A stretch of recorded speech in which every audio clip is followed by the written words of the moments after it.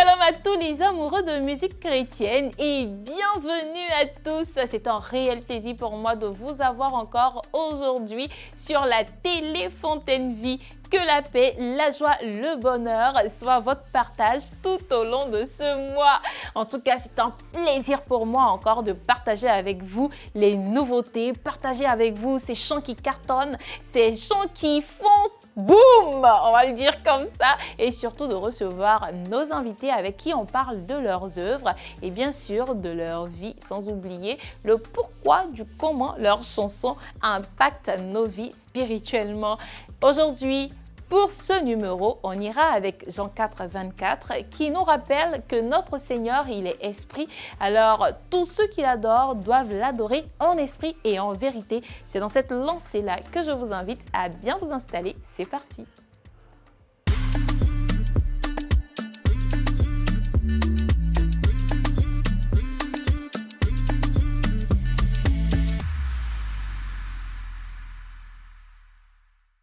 Attardons-nous sur la chanteuse Rosny Kayiba qui nous propose un album complet de 17 titres. Loyambo Yamotema, ainsi intitulé son album, qui est une véritable merveille et qui a déjà dépassé les 1 million de streams en seulement une semaine. Quelle grâce! Cette chanson est une chanson d'un cœur qui est reconnaissant, un chant d'une personne qui vient rendre grâce à l'Éternel pour tous ses hauts faits. Aujourd'hui, nous allons voir un peu deux chants uniquement. C'est vrai que l'album est composé de 17 chants, mais là, moi, je vous propose d'écouter, de visiter 2 chants. Mais après, vous faites votre sélection chez vous, choisissez un des titres qui vous plaît bien, parce que 17 titres, c'est pas petit, c'est quand même quelque chose, et c'est quelque chose à saluer et à féliciter et surtout à encourager dans le corps de Christ, parce que chaque composition, chaque clip est une pépite, elle raconte une histoire. Il faut également souligner qu'elle a fait sortir un film qui parle de sa vie complète, un film vraiment très édifiant. Alors, pour couper court, nous allons écouter Loyambo Yamotema et ensuite Mon âme soupire. Que chacun choisisse son coup de cœur, on y va avec ces 2 titres.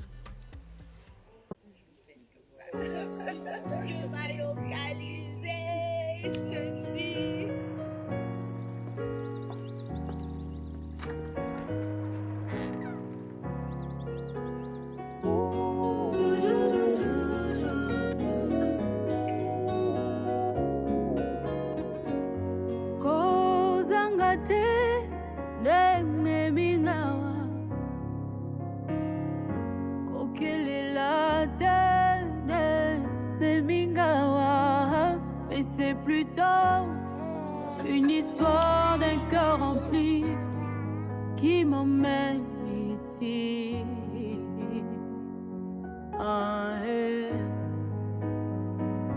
Mais c'est plutôt le langage d'un cœur conquis qui m'emmène ici. Et ba ba ba ba ba.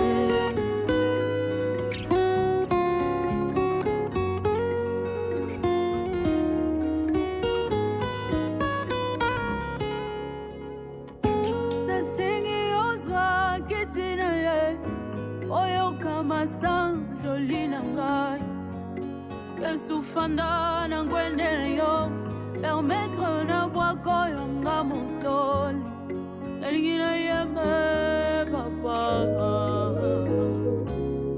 Nabutamana lisumu, j'étais la moins considérée, qui pouvait imaginer, visigozo me mangai, ils ont voulu me supprimer, na liste d'angolou. Babusano kakaba yo babwakama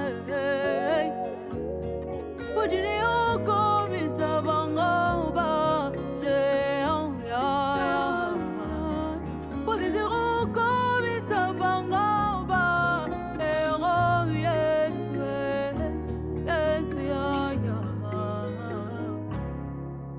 Louange mati na moteme Banzembwe mati na moteme Ayemi o mingi me osana ya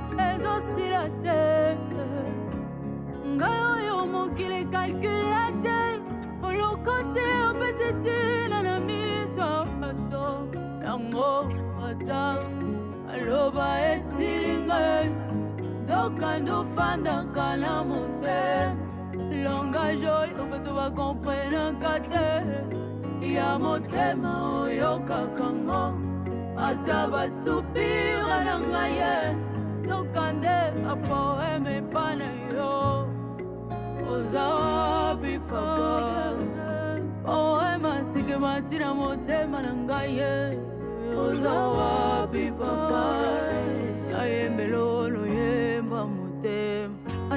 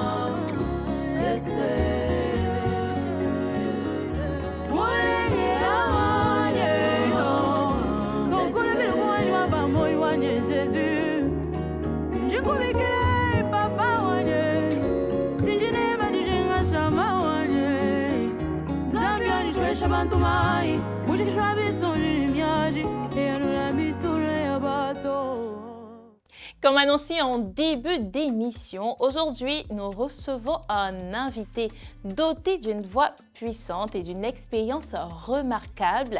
Il est passé du groupe Eau Vive avec une expérience bien sûr avec la chanteuse Constance qui est sa mère spirituelle, on va le dire comme ça. Il est aujourd'hui sur ce plateau, je dirais, il nous rejoint sur ce plateau. On parlera de sa carrière, on parlera de tous les contours autour de ses chants qui touchent les cœurs, autour de ses compositions et même de ses projets qui arrivent à toucher les personnes au-delà même de notre pays. Nous recevons aujourd'hui sur ce plateau le chanteur Nyon Anlou Landry. Bonjour. Bienvenue. Merci, Ange. J'espère que ça va bien. Hein? Oui, ça va très bien. Merci de me recevoir. Et bonjour à tous les téléspectateurs de la télévision Téléfontaine. Un plaisir partagé. Alors, qu'est-ce que ça vous fait d'être sur ce plateau de Hit Gospel? Un grand plaisir. C'est la première fois pour moi d'être sur ce plateau et c'est un grand plaisir, oui. Merci de me recevoir.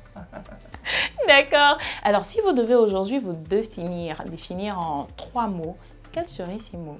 Des mots bien choisis, bien sûr.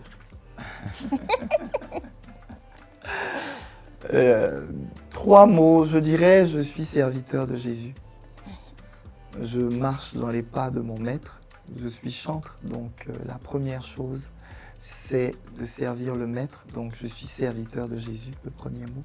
Le deuxième mot, je dirais résilience, parce que servir le Seigneur, des fois, c'est compliqué quand il y a les coups de la vie, les épreuves et les occupations qui font qu'il faut quand même dégager du temps pour servir le Seigneur, mais on persévère pour aller jusqu'au bout. Et c'est toujours dans le modèle que Jésus nous donne, d'aller jusqu'au bout. Et le troisième mot, je parlerai de la patience. La résilience ne va jamais sans la patience. Et la patience va avec la foi. Donc, c'est les 3 mots. Serviteur, résilience et patience. C'est bien noté. Alors, on aura aujourd'hui sur ce plateau serviteur, résilience, patience. Tout court, hein? Une très belle présentation déjà. Alors, vous avez aujourd'hui sorti un album en 2018, Le Culte. C'est ça. Alors, comment se comporte ou comment s'est comporté? Parce que depuis 2018-2025, c'est un bon temps quand même. Oui, c'est un bon temps. Comment s'est comporté déjà le clip, bon, disons, l'album, les différentes sorties? L'album, je dirais qu'il s'est bien comporté, hein. De mon point de vue. J'ai pas sorti des singles progressifs avant de faire sortir. J'ai fait carrément sortir l'album d'après les instructions que j'avais reçues. Et donc, les pensées que j'avais reçues, j'avais à cœur de faire l'album tout court. Donc j'ai fait l'album en 2018. Et après, j'ai tourné un peu dans les églises, où j'ai fait 2-3 concerts en fait. Le concert de dédicace en 2018, un autre en 2019 et un autre en 2021. Après, je me suis reposé un peu et j'ai commencé à travailler sur le deuxième projet. Donc c'est pour ça que depuis, il n'y a pas encore d'album, mais sur le deuxième projet, c'est plutôt des singles que je fais sortir. Et je suis au 4e, le 5e va sortir bientôt. Alléluia. Donc en 2025, on s'attend à quelque chose de waouh. Par la grâce de Dieu, sur le premier trimestre, oui.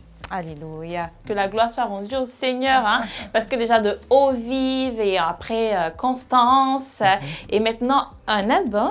C'était Constance. Constance d'abord. Avant Eau Vive. Oui. D'accord. Alors on va avoir un peu, on peut savoir un peu comment c'était avec Eau Vive ou comment on a commencé à parler de Eau Vive. D'accord. Eau Vive, c'est parti très simplement. Hein. C'était dans les années 2008-2009. J'ai un grand frère à moi qui organisait des moments je vais taire son nom, qui organisait des moments de restauration. Et à l'époque, il voulait avoir un groupe qui allait accompagner ces moments de restauration parce qu'il avait une vision claire, il voulait qu'il y ait un réveil au niveau de l'église et tout. Et il m'a partagé son projet et j'avais à l'époque un projet aussi de mettre en place un groupe.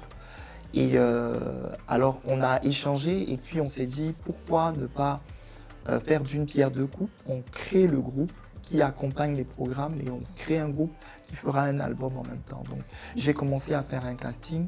On voulait avoir un groupe particulier, un groupe qui dégageait la présence de Dieu, une onction particulière dans une dimension particulière. Et j'avais l'habitude de regarder la vidéo de Israël qui chantait « Tu es l'alpha et l'oméga, you are alpha and omega ». Et il y avait une telle présence, on voyait les gens qui se prosternaient devant la présence de Dieu et tout ça. Et on voulait reproduire, pas reproduire par nous-mêmes, on voulait avoir un groupe de personnes consacrées. Et à chaque fois que je faisais les auditions ou que je parlais à des amis, je présentais la vidéo « Tu es dans ce projet, il faut qu'on arrive à ce stade ». Et on a pu recruter quelques personnes et on a commencé. Et c'est parti comme ça, hein. L'album est sorti, ça a été une vraie réussite. On a fait des tournées en Afrique, dans la sous-région, en Côte d'Ivoire. Et à chaque fois, bizarrement, quand on avait des moments forts, il y avait la pluie, il y avait le vent. C'était vraiment Eau Vive, quoi, littéralement. Et Dieu a béni vraiment. J'ai beaucoup appris dans ce groupe, beaucoup de choses et dans tous les sens, hein, dans la vie, comme dans la technique du chant, dans gérer les personnes, l'idée des groupes et tout ça. C'était vraiment utile pour moi. Amen. C'est tout ça qui me forme aujourd'hui, qui forme ma personne, quoi. Alléluia. Et ce qui a permis aujourd'hui de pouvoir sortir le premier album. Le premier album, oui. D'accord, c'est bien noté. Alors, on remarque plusieurs styles, là. L'afro-pop, le jazz et d'autres styles. Comment vous arrivez à concilier tous ces styles pour donner quelque chose de particulier? Bon, en fait, je suis d'un background, je veux dire, chanteur d'église. D'accord. Donc, j'ai commencé très jeune, déjà dès, je vais dire, à mon adolescence, à chanter dans des groupes d'église. Et ce qu'on fait dans les groupes d'église, c'est des interprétations. Hein. Tu interprètes tel artiste, après tu interprètes un autre. Et pendant tout mon parcours, j'ai interprété différents styles, Et finalement, ces styles-là, je me suis attaché un peu à ces styles. Ce qui fait que j'ai du mal à me définir dans un registre particulier. J'exprime ce que je ressens. Si je veux exprimer, par exemple, un chant qui parle de la grandeur de Dieu, je vais préférer le faire peut-être dans un registre particulier que dans un autre. Ou si je veux exprimer un chant qui encourage un frère, une sœur qui passe par des moments difficiles, je vais utiliser un autre style. Donc j'ai des préférences, mais je touche un peu à tout et c'est comme ça que je me définis. D'accord, c'est bien noté. Alors, le culte. Si aujourd'hui un auditeur ou un téléspectateur devrait écouter un titre en particulier, quel serait ce titre? Je lui dirais d'écouter tout l'album. Tout l'album? Oui, Ah, carrément tout l'album? Oui, parce que c'est le culte. D'accord. Le culte, c'est pas une partie. Quand on écoute l'album, du début de l'album à la fin, on a une expérience de quelqu'un qui vient dans la présence de Dieu et qui participe à un culte. C'est pourquoi dans l'album, il y a des chants qui sont repris, des chants de culte. Donc tu rentres dans la présence de Dieu avec « Adorons-le », une invitation à l'adoration. Et tout au long du processus, on a des temps qui caractérisent les moments du culte.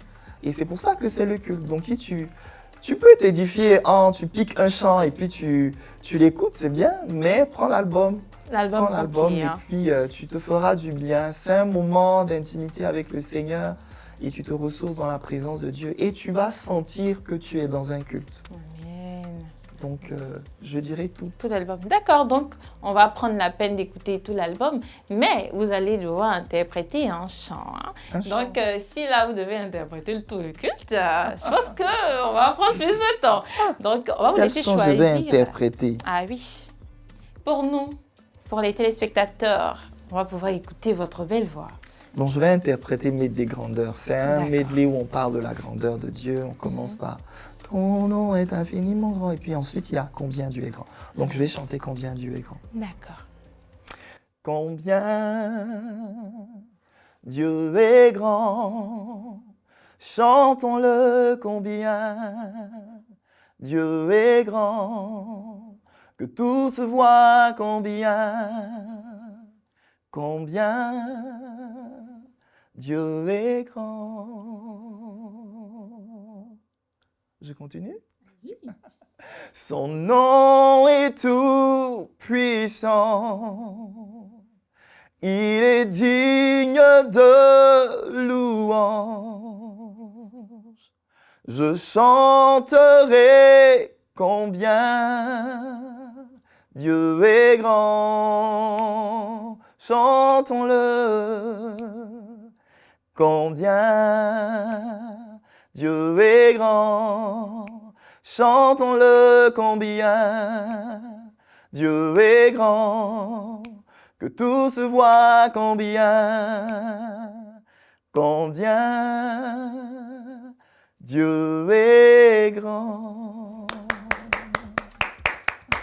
Je crois que le Seigneur, il a été grand dans la vie de tout le monde, particulièrement avec vous. Qu'est-ce que vous avez remarqué, où vous avez remarqué la grandeur plutôt de l'Éternel?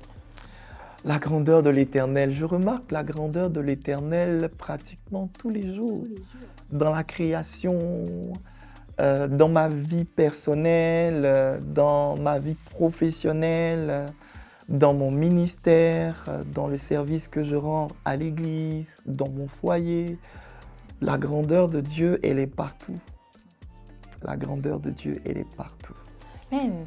Je pense qu'aujourd'hui, le culte, l'intro qui va parler de l'adoration qu'on doit vouer à l'Éternel et que tout ce qui respire, qu'on l'adore en esprit et en vérité, il faudrait que ce soit parfait. Parfaite, notre adoration. Donc, pour une adoration parfaite pour vous, quelles sont les conditions pour apporter une parfaite adoration au Seigneur? D'accord, ok. En fait, l'adoration, c'est le cœur de l'adorateur qui s'exprime. C'est quelque chose qui se passe d'abord à l'intérieur. C'est pour ça qu'on parle du vrai adorateur qui adore en esprit et en vérité. Il y a une dimension esprit. Et si vous remarquez bien dans le passage, le E qui est mis par esprit, ce n'est pas un esprit avec un E majuscule. c'est esprit E minuscule. Ça veut dire que l'adoration doit venir de l'intérieur.